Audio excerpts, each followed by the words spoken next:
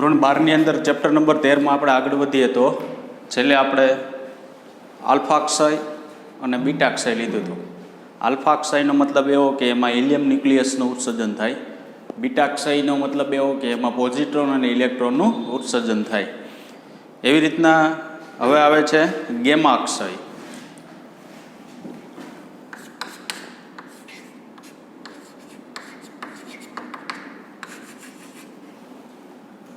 તો ગેમા ક્ષયની અંદર માહિતી શું આપેલી છે તો કે પરમાણુ ચેપ્ટર તો આપણે આ હજી ચાલ્યું નથી, પરંતુ કેમેસ્ટ્રીની અંદર તમારે ઉત્તેજિત અવસ્થા અને ધરા અવસ્થાના ઉર્જા સ્તરો વિશે થોડીક માહિતી આવી હશે, અને જો ન આવી હોય તો આપણે આગળ જતાં પરમાણુ ચેપ્ટરની અંદર એ માહિતી આવી જશે.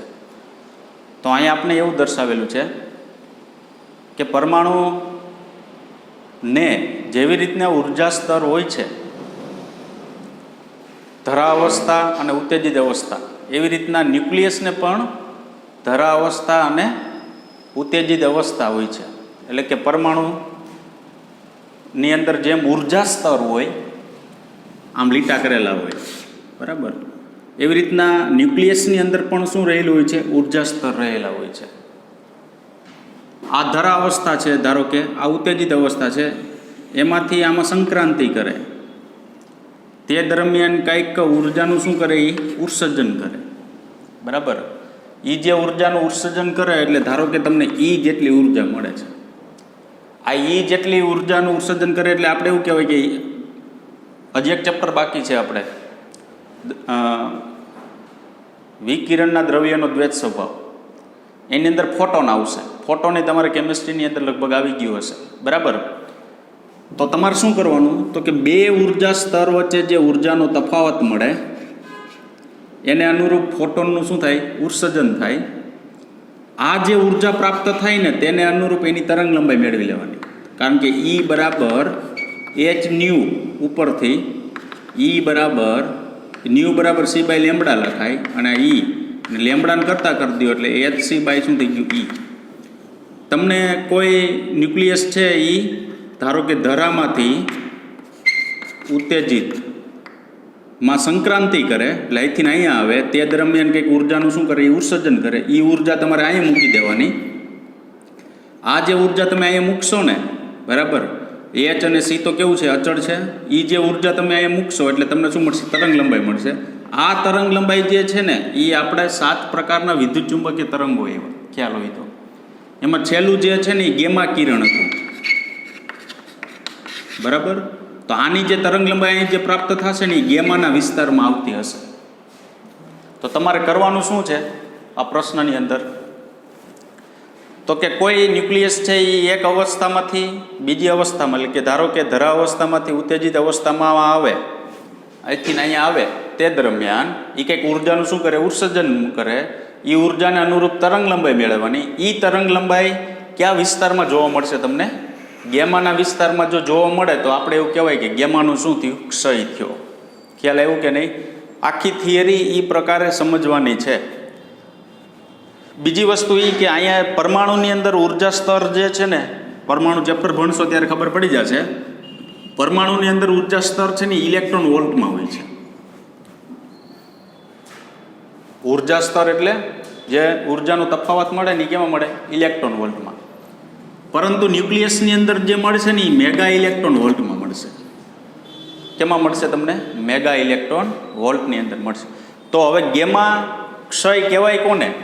તો કે કોઈ પણ ન્યુક્લિયસ ધરા અવસ્થામાંથી જ્યારે ઉત્તેજિત અવસ્થામાં આવે તે દરમિયાન જે ઉર્જાનું ઉત્સર્જન કરે, એટલે એવું કહેવાય કે ફોટોનનું ઉત્સર્જન કરે, તે દરમિયાન તેને અનુરૂપ મળતી તરંગ લંબાઈ ગેમાના વિસ્તારમાં જો આવતી હોય તો આપણે એવું કહેવાય કે ગેમા જે છે એનો શું થયો? ક્ષય થયો કહેવાય. બરાબર, આખી થીમ સમજજો, બાકી થિયરી વાંચે કંઈ ખબર ન પડે, બરાબર. ટૂંકમાં સંક્રાંતિ કરે છે. સંક્રાંતિ એટલે એક સ્થાનેથી બીજા સ્થાને જાય છે, તે દરમિયાન ઉર્જાનું ઉત્સર્જન કરે. એ ઉર્જાને અનુરૂપ તરંગ લંબાઈ મેળવવાની, અને એ કેવા વિસ્તારમાં મળશે? ગેમાના વિસ્તારમાં મળશે. એટલે આપણે એવું કહેવાનું કે ગેમાનો શું થયો? ક્ષય થયો. પરમાણુ જે છે તેની અંદર ઉર્જા સ્તર ઇલેક્ટ્રોન વોલ્ટમાં હોય છે, ન્યુક્લિયસની અંદર ઉર્જા સ્તર કેમાં હોય છે? મેગા ઇલેક્ટ્રોન વોલ્ટમાં હોય છે. ઉર્જા જ છે એક પ્રકારની, બરાબર. એટલે એમાં ઉર્જા સ્તર, ટૂંકમાં ઉર્જાનો તફાવત કેવી રીતના મળશે? તો કે આ સ્તરમાંથી જ્યારે આમાં આવે ને તે દરમિયાન અહીંયા ધારો કે વધુ હોય ને અહીંયા ધારો કે ઓછી હોય, ત્યારે ઉર્જાનો જે તફાવત મળે ને એ એટલી ઉર્જા અહીંયા શું થતી હોય? ઉત્સર્જિત થતી હોય, બરાબર. તો જો લીથામ શું લખેલું છે? પરમાણુની જેમ ન્યુક્લિયસને પણ જુદા જુદા ઉર્જા સ્તરો, ધરા અવસ્થા અને ઉત્તેજિત અવસ્થાઓ હોય છે, જે ઉર્જાનો માપક્રમ ઘણો જુદો હોય છે. એવું કીધું કે પરમાણુની જેમ ન્યુક્લિયસને પણ ધરા અવસ્થા અને ઉત્તેજિત અવસ્થા હોય છે, પણ ઉર્જાનો માપક્રમ ઘણો જુદો હોય છે. માપક્રમ જુદો હોય એટલે પરમાણુ માટે ઇલેક્ટ્રોન વોલ્ટ, ન્યુક્લિયસ માટે મેગા ઇલેક્ટ્રોન વોલ્ટ. આગળ, જ્યારે ઉત્તેજિત અવસ્થામાં રહેલું ન્યુક્લિયસ સ્વતઃ એટલે પોતાની રીતે ધરા અવસ્થામાં ક્ષય પામે છે, ત્યારે ધારો કે આ ઉત્તેજિતમાં છે ધરામાં, પાછું ઉત્તેજિતમાં ધરામાં ક્ષય પામે, ત્યારે ન્યુક્લિયસના તે બે ઉર્જા સ્તરો વચ્ચેનો તફાવત, જેટલી ઉર્જા ફોટોનું ઉત્સર્જન થાય છે, આ ઘટનાને શું કહેવામાં આવે છે? ગેમા કિરણ. ટૂંકમાં અહીંયા ઉર્જાનું તમારે શું કરવાનું? તફાવત લઈ લેવાનો. એ જે તફાવત છે એ એવું કહેવાય કે ફોટોનું ઉત્સર્જન કરે છે. એટલે આ ફોટોનું સૂત્ર છે, ફોટોન ઉપરથી, બરાબર. એમાંથી તમારે ઉર્જાનું કંઈક ઉત્સર્જન કરે છે, તેને અનુરૂપ ગેમાનું ઉત્સર્જન થાય છે, એટલે ગેમા વિકિરણ કહે છે. આ ઉર્જાને અનુરૂપ તરંગલંબાઈ મેળવી અને તે તરંગલંબાઈ ગેમાના વિસ્તારમાં હોય છે. કીધું ને હમણાં, જે ઉર્જા તમને મળે, ધારો કે ઈ મેળી ઉર્જા, એના અનુરૂપ શું મેળવવાનું? લેમડા. લેમડાને કરતાં કરી દો એટલે કંઈક મળશે તમને લેમડા. તો એ જે વિસ્તાર મળશે ને એ કેનો વિસ્તાર મળશે? તમને ગેમાનો વિસ્તાર પ્રાપ્ત થશે, બરાબર. તો અહીં એક ઉદાહરણ આપને આપેલું છે, જોઈએ શું ઉદાહરણ છે.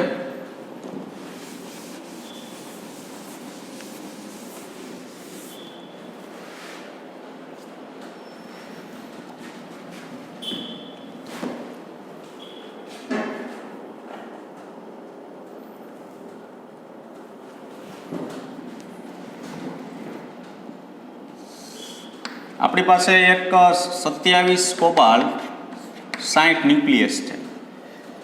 એમાંથી બીટાનું ઉત્સર્જન થાય છે, બરાબર. ત્યારે બીટાનું ઉત્સર્જન થાય ત્યારે આ એક ઉત્તેજિત અવસ્થા, આ ધરા અવસ્થા, આ ઉત્તેજિત અને આ પાછી ધરા અવસ્થા. ત્યારે ન્યુક્લિયસ જે છે સંક્રાંતિ કરે છે. પહેલી સંક્રાંતિ દરમિયાન જે ફોટોનું ઉત્સર્જન કરે છે, ધારો કે એ કેટલું ફોટોને અનુરૂપ ઉર્જાનું ઉત્સર્જન કરે છે, એ ગેમા બરાબર 1.17 મેગા ઇલેક્ટ્રોન વોલ્ટ જેટલું. પાછો સંક્રાંતિ કરે તે દરમિયાન પાછું ફોટોનને અનુરૂપ ઉર્જાનું ઉત્સર્જન કરે 1.33 મેગા ઇલેક્ટ્રોન વોલ્ટ. હવે તમને ખબર છે કે જ્યારે કોબાલ્ટ છે એમાંથી બીટાનું ઉત્સર્જન થાય ત્યારે શું થાય?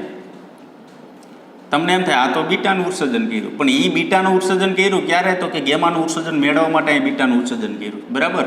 આ કે ધ્યાનમાં લેવાનું નથી. વળી પાછું તમે એમ કહો આ તો બીટા આવી ગયું, એવું નથી. હવે માઇનસ બીટાનું અહીંયા માઇનસ છે તો અહીંયા વધવા જોઈએ, તમને કીધું હતું, બરાબર. તો અહીંયાથી જે 28 એટલે કોણ થઈ જાય? નિયોન. અહીંયા શું થઈ જાય? 60, બરાબર. તો બે સંક્રાંતિ દર્શાવેલી છે, જુઓ.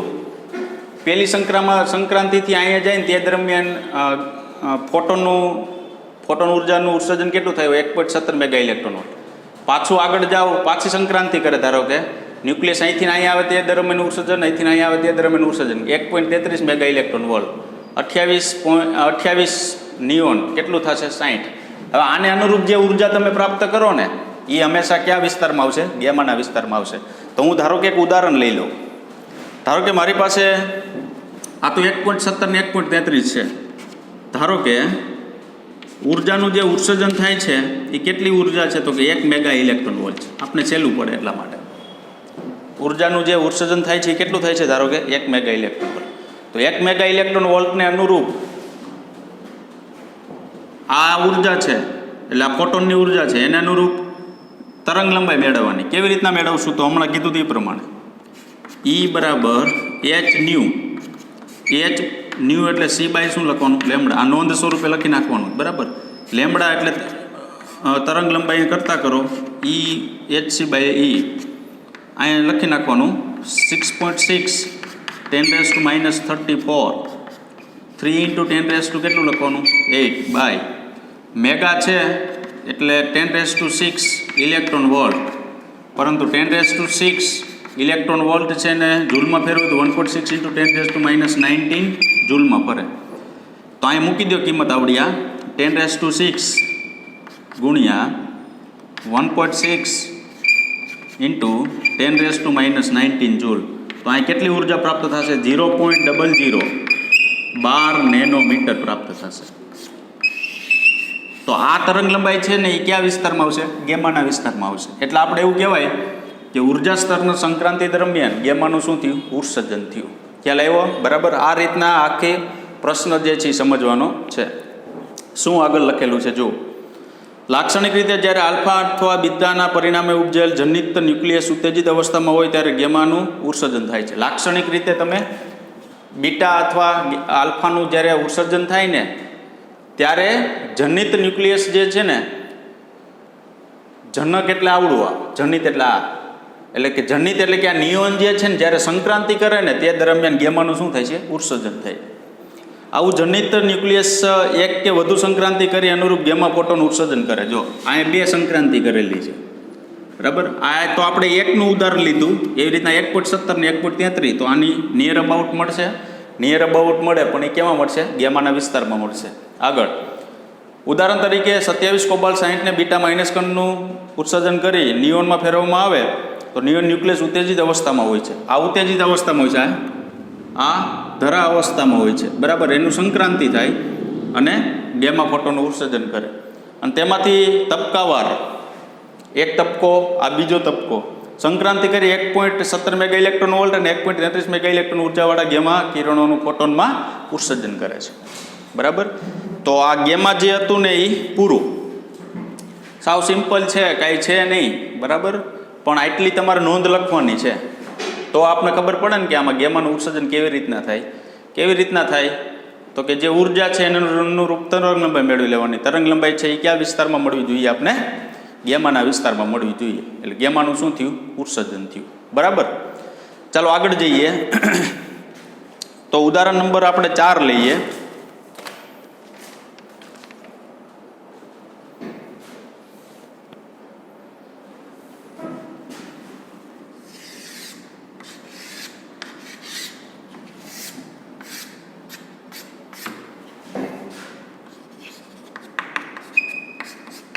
ઉદાહરણ નંબર 4 શું છે? આલ્ફા ક્ષય પામતા 92 યુરેનિયમ 238નું અર્ધાયુ 4.5 10⁹ વર્ષ છે. તો 92 યુરેનિયમ 238ના 1 ગ્રામ નમૂનાની એક્ટિવિટી કેટલી હશે? 92 યુરેનિયમ 238માંથી આલ્ફાનું ક્ષય થાય છે. તો તમને ખબર છે કે જો આલ્ફાનું ક્ષય થતું હોય, બરાબર, તો કાલ ખબર હોય તો થોરિયમ બન્યું હતું. એટલે એ થોરિયમ બને કે ન બને એ આપણે જોવાનું નથી, પણ એને શું કીધું? જે યુરેનિયમ છે ને એનો અર્ધાયુ 4.5 × 10⁹ વર્ષ છે, એને કેમાં ફેરવવાનું? પહેલાં વર્ષ છે એને પહેલાં તો સેકન્ડમાં ફેરવી નાખવાનું, બરાબર. હવે એની 1 ગ્રામ માટેની એક્ટિવિટી મેળવવી છે. તો 1 ગ્રામમાં ન્યુક્લિયસની સંખ્યા કેટલી છે યુરેનિયમની એ મેળવવી પડે, બરાબર. તો આપણે એક્ટિવિટી મળે. તો જે દાખલો હું અહીંયા ગણાવું એ પ્રમાણે જ ગણવાનો છે. તો આપણે શું લખશું? પહેલાં અહીં 92 યુરેનિયમ 238 માટે T1/2 4.5 × 10⁹ વર્ષ એવું આપેલું છે. તો 4.5 × 10⁹ અને 1 વર્ષ એટલે 365 × 24 × 3600, બરાબર. એટલે ટોટલ જવાબ કેટલો આવશે? 3.16 × 10⁷. આ કેમાં ફરી ગયું? સેકન્ડમાં ફરી ગયું. આગળ જાય તો 1.42 × 10⁻17. આટલો અર્ધાયુ સેકન્ડમાં થાય, બરાબર. હવે આપણે ત્રિરાશિ મૂકી, દળ અને પરમાણુ.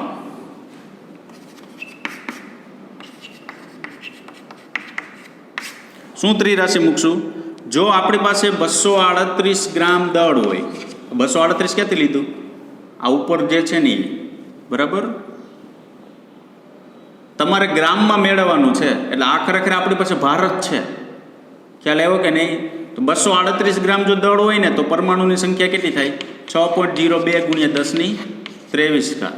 કેટલા ગ્રામ માટે મેળવવાનું છે? 1 ગ્રામમાં પરમાણુની સંખ્યા કેટલી?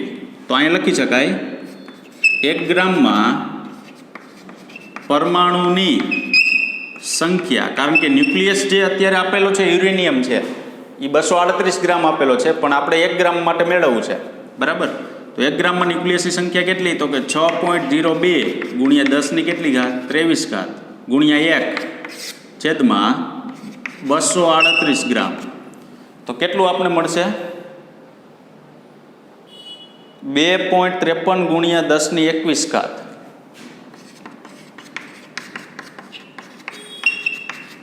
પરમાણુઓ. જો આટલા પરમાણુઓ 1 ગ્રામમાં છે, 1 ગ્રામ તમે આ જે છે ને એ તમને ઓમ થાય યુમાં આપેલું છે, બરાબર? પરંતુ જ્યારે સંખ્યા મેળવવાની થાય ને, ગ્રામ હોય, કિલોગ્રામ હોય, જે હોય તે, બરાબર? જ્યારે સંખ્યા મેળવવાની થાય ને ત્યારે ગ્રામ, ધારો કે આપણે 1 ગ્રામ માટે મેળવવાનું તો એને 238 ગ્રામ કહી દેવાના. 238 ગ્રામ છે તો એમાં પરમાણુની સંખ્યા એવોગેડ્રો અંક જેટલી હોય, તો 1 ગ્રામમાં પરમાણુની સંખ્યા કેટલી? 1 ગ્રામ હોય તમારી પાસે ન્યુક્લિયસ, યુરેનિયમ, તો એમાં પરમાણુની સંખ્યા એટલી 2.53 ગુણ્યા 10 ઘાત પરમાણુઓ હોય છે. હવે આપણે શું મેળવવાની છે? નમૂનાની એક્ટિવિટી. તો નમૂનાની એક્ટિવિટી કેટલા નમૂના માટે એક્ટિવિટી? 1 ગ્રામ નમૂના માટે. R બરાબર લેમડા ઇન્ટુ શું લખાય? n. હવે સૂત્રનો ઉપયોગ થશે, બરાબર? જુઓ, લેમડા છે આપણી પાસે ક્ષય નિયંતાંક, તો રકમની અંદર ક્યાંય ક્ષય નિયંતાંક નથી આપેલું.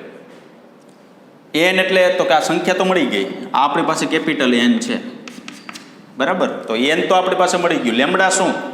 તો વિચાર કરવાના, લેમડાના ઘણા સૂત્ર બને. 1/τ બને, 1 સરેરાશ જીવનકાળ બને. સરેરાશ જીવનકાળ આપેલું છે તો કે નહીં, તો પૂરું.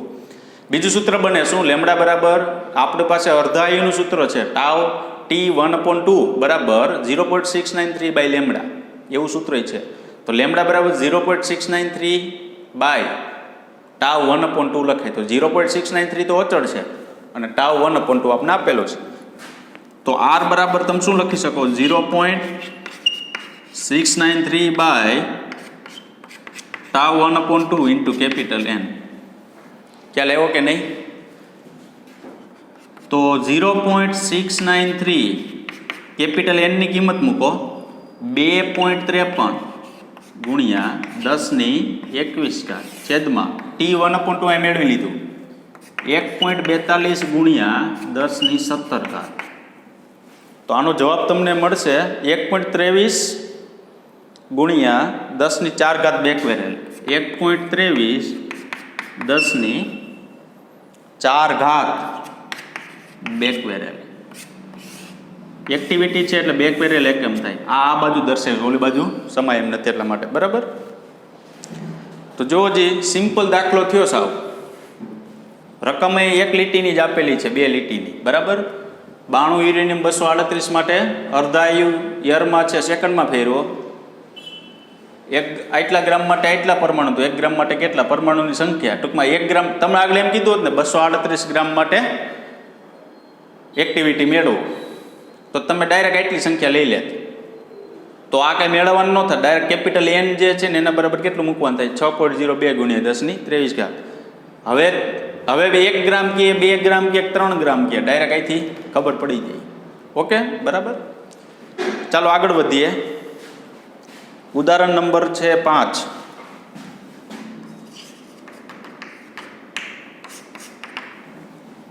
શું છે 5માં ઉદાહરણ? ટ્રિટિયમ 12.5 વાય એટલે યર છે, બરાબર?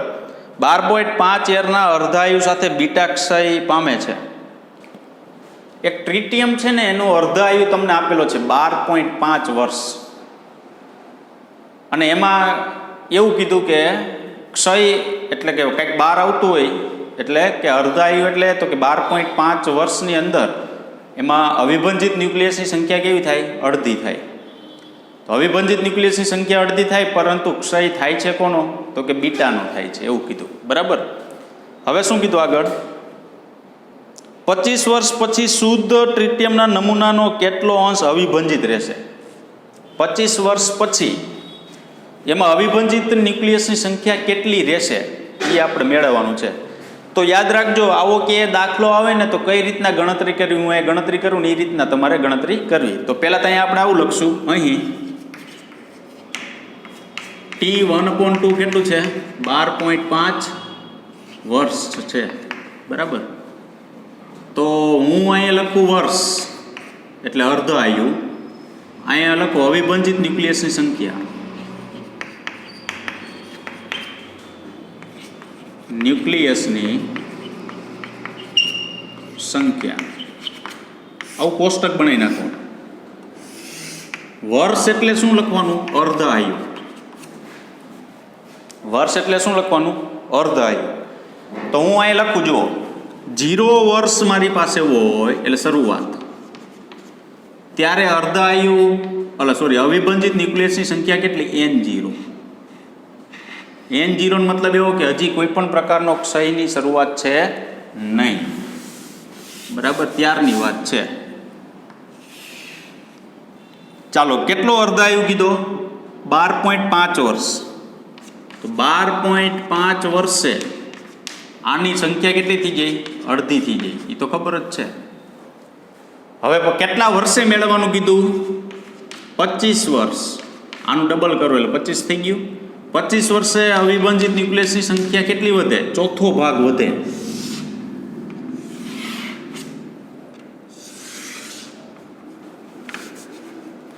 બરાબર. હવે તમને એમ કીધું હોત કે ધારો કે 37.5 વર્ષે ટ્રિટિયમનો અવિભાજિત ભાગ કેટલો રહ્યો હશે?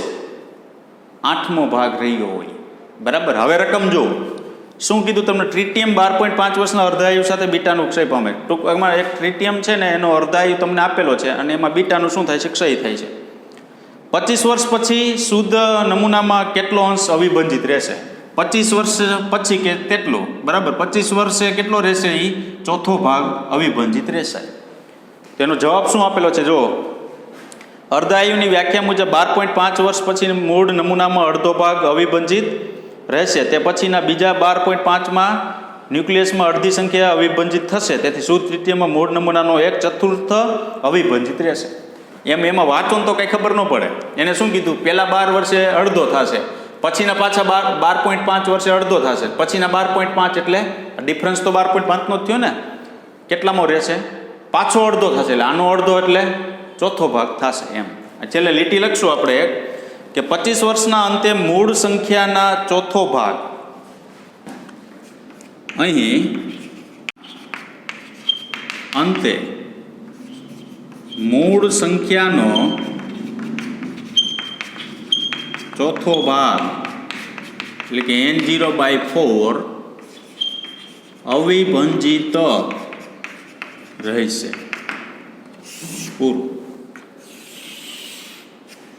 બરાબર. જે પૂછે તે તમને આટલું આપેલું હોય ને એટલે કેટલામાં ભાગ રહેશે અવિભાજિત એ ડાયરેક્ટ ખ્યાલ આવી જશે. ઓકે, ચાલો એના પછી છે ઉદાહરણ નંબર છે 6.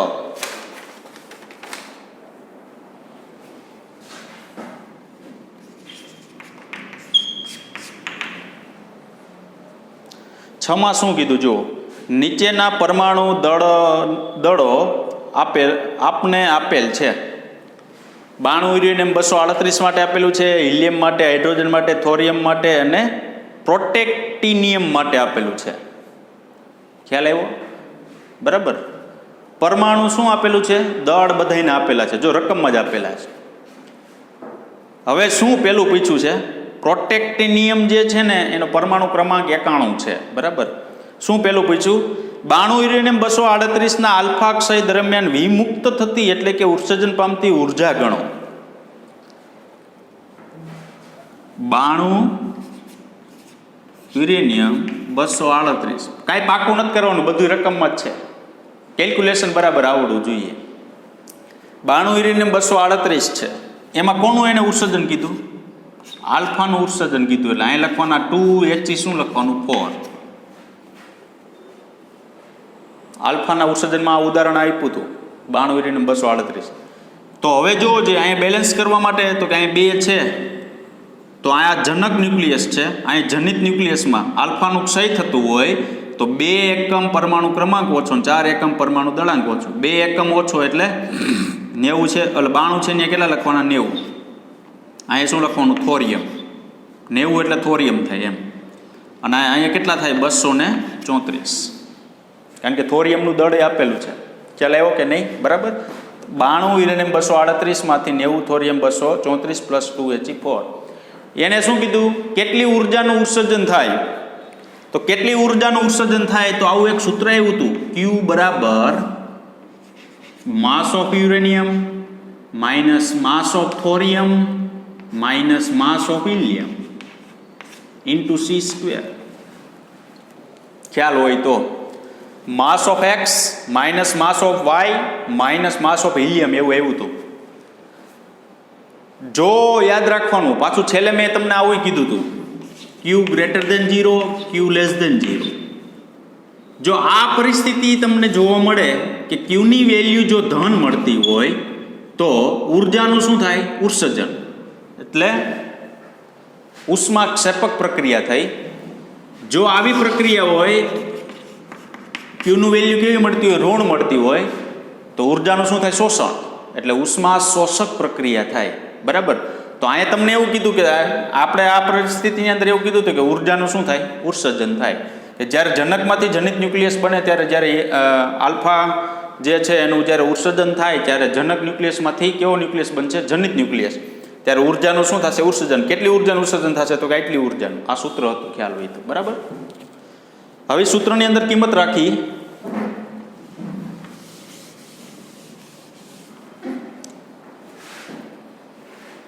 જો કિંમત મૂકી તો પહેલા તો માસ ઓફ યુરેનિયમ છે 238.05079. Q બરાબર 238.05079. 05079. બરાબર. 1 મિનિટ.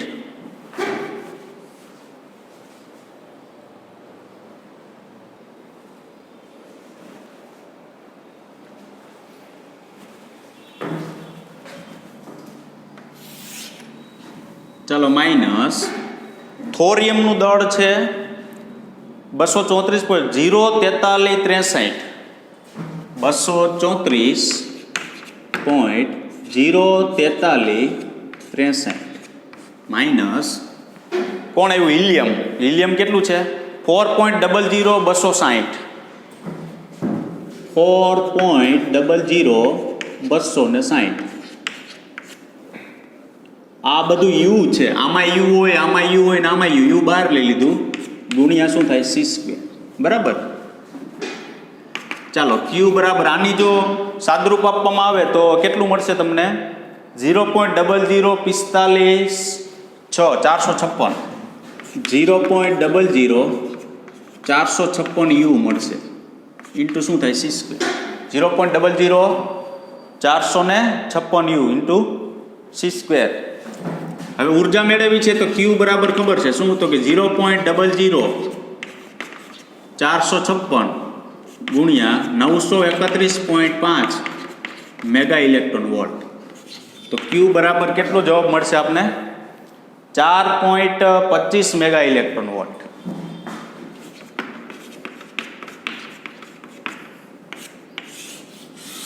ચાલો આટલી ઉર્જાનું એ શું કરશે? ઉત્સર્જન કરશે. બરાબર. આ એ ભાગ પૂરો. હવે કંઈક બી પૂછ્યું છે. જુઓ, તમને એવું કીધું કે જ્યારે યુરેનિયમમાંથી થોરિયમ બને, યુરેનિયમમાંથી જ્યારે આલ્ફાનું ઉત્સર્જન થાય ત્યારે ઉત્સર્જિત થતી ઉર્જા કેટલી? તો કે 4.25 મેગા ઇલેક્ટ્રોન વોલ્ટ. જો સાવ સિમ્પલ દાખલા છે, બધું રકમમાં આપેલું છે.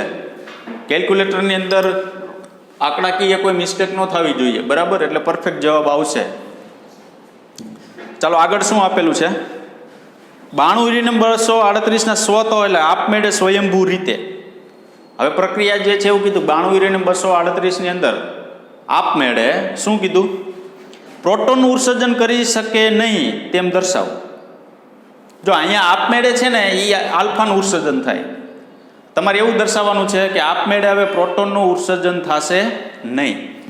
તો પહેલાં તો પ્રોટોનના ઉત્સર્જન માટે પ્રક્રિયા દર્શાવી, તો કે 92 યુરેનિયમ 238 માંથી પ્રોટોનનું ઉત્સર્જન એટલે 1 શું લખાય 1. હવે બેલેન્સ કરવા માટે જો અહીંયા 92 છે, આ 1 તો એક તો વહી ગયું, તો અહીંયા લખવું પડે કેટલા 91. તો 91 માટે એને નામ શું આપ્યું છે? પ્રોટેક્ટેનિયમ PA. અને અહીંયા કેટલા હશે 237. બેલેન્સ તો થઈ ગયું બરાબર. તમારે સાબિત શું કરવાનું છે કે આપમેળે ઉર્જાનું ઉત્સર્જન થશે નહીં. આપમેળે એટલે પોતાની રીતે. અહીંયા કેમ આપમેળે થયું હતું કે જ્યારે યુરેનિયમ મળે ને ડાયરેક્ટ થોરિયમનું ઉત્સર્જન થાય, આલ્ફાનું ઉત્સર્જન થાય ને ઉર્જા શું મળે પ્રાપ્ત થશે બરાબર. તો અહીંયા શું તમારે સાબિત કરવાનું છે કે પોતાની રીતે ઉત્સર્જન કરી શકે નહીં તેમ દર્શાવો. પ્રોટોનનું ઉત્સર્જન પોતાની રીતે ન કરી શકે. આ યુરેનિયમમાંથી હિલિયમ ન્યુક્લિયસ છે એનું જ ઉત્સર્જન થાય, હાઇડ્રોજનનું ઉત્સર્જન થતું નથી. એવું તમારે શું કરવાનું દર્શાવો. તો દર્શાવવા માટે શું કરશું તો કે મેં હમણાં તમને કીધું તે પ્રમાણે Q ગ્રેટર દેન 0 હોય ને તો આપમેળે પ્રક્રિયા થતી હોય, Q લેસ દેન 0 હોય ને તો પ્રક્રિયા કરાવવી પડતી હોય. તો આની વેલ્યુ જો તમને માઇનસ મળે તો તમારે એક વસ્તુ યાદ શું રાખવાની, તો કે જે ન્યુક્લિયર પ્રક્રિયા તમે ઉર્જા મેળવતા હોય, ઉત્સર્જન થતી ઉર્જા, જો એની ઉર્જા ધન મળતી હોય તો પ્રક્રિયા આપમેળે થાય, અને ઋણ મળતી હોય તો પ્રક્રિયા આપમેળે થતી નથી. આ આપમેળે થાય, આ આપમેળે થતી નથી. તો આ પહેલી જે પ્રક્રિયા હતી ને એ આપમેળે થતી હતી. શું કામે? તો કે ધન મેળી ઉર્જા. જો આમાં તમને ઉર્જા ઋણ મળે તો Q લેસ દેન 0 થયું એટલે માઇનસ થયું. Q માઇનસ થાય એટલે પ્રક્રિયા આપમેળે થતી નથી. એક વસ્તુ ખાલી પોઈન્ટ કોઈ પણ જગ્યાએ નોંધી રાખજો, Q ધન મળે તો પ્રક્રિયા આપમેળે થાય, આપમેળે એટલે પોતાની રીતે, અને Q જો ઋણ મળે તો પ્રક્રિયા આપમેળે થતી નથી. ખ્યાલ આવ્યો બરાબર? ચાલો આગળ વધીએ. ચાલો ઉર્જા મેળવી એટલે આપણે ખ્યાલ આવી જશે. ચાલો Q બરાબર શું થશે તો કે માસ of uranium minus mass of Pa minus mass of hydrogen into શું લખાય C². ચાલો માસ ઓફ યુરેનિયમ એટલે આવડું આજ 238.05079. Pa એનું માપ જોશે 237.05121. 237.05121. જો આ તો હોય જ મૂળ પોઈન્ટ, પછી જે છે અગત્યનું છે બરાબર. માઇનસ હાઇડ્રોજનનું દળ પ્રોટોન 1.00883. 1.00883. આ U ગુણ્યા શું લખાય C². આખાનું જો સાદરૂપ આપવામાં આવે તો શું મળશે? Minus 0.00825. Minus 0.00825 U into C². તો માઇનસ 0.00825 ગુણ્યા 931.5 મેગા ઇલેક્ટ્રોન વોલ્ટ. તો Q બરાબર શું મળશે આપને? Minus 7.68 mega electron volt. 7.68 mega electron volt. જોજી ઉર્જા કેવી મળી માઇનસમાં? તો પ્રક્રિયા આપમેળે થતી નથી. તમને એવું કીધું કે યુરેનિયમમાંથી જ્યારે હાઇડ્રોજન એટલે કે પ્રોટોનનું જ્યારે ઉત્સર્જન થાય ત્યારે સાબિત કરો કે પ્રક્રિયા આપમેળે થતી નથી. સાબિત થઈ ગયું. શું? માઇનસ મળ્યું એટલે પ્રક્રિયા જે છે એ આપમેળે થતી નથી. તો Q બરાબર માઇનસ 7.68 મેગા ઇલેક્ટ્રોન વોલ્ટ. તો અહીં છેલ્લે એક લીટી લખશું આપણે. શું લખશું લીટીની અંદર? કે અહીં Qનું મૂલ્ય ઋણ મળે છે, જે સૂચવે છે કે આ પ્રક્રિયા ઉષ્મા શોષક છે. અહીં Qનું મૂલ્ય ઋણ મળે છે, જે સૂચવે છે કે પ્રક્રિયા ઉષ્મા શોષક. Q લેસ દેન 0 ઉષ્મા શોષક.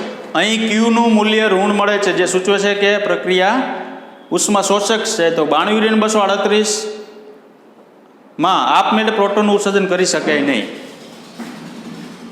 તો 92 યુરેનિયમ 238 માં આપમેળે પ્રોટોનનું ઉત્સર્જન થશે નહીં. જે સાબિત કરવાનું હતું એ થઈ ગયું. બરાબર. મેં તમને શું કીધું? જો પ્લસ ઉર્જા મળે તો ઉર્જાનું ઉત્સર્જન જે છે એ આપમેળે થશે.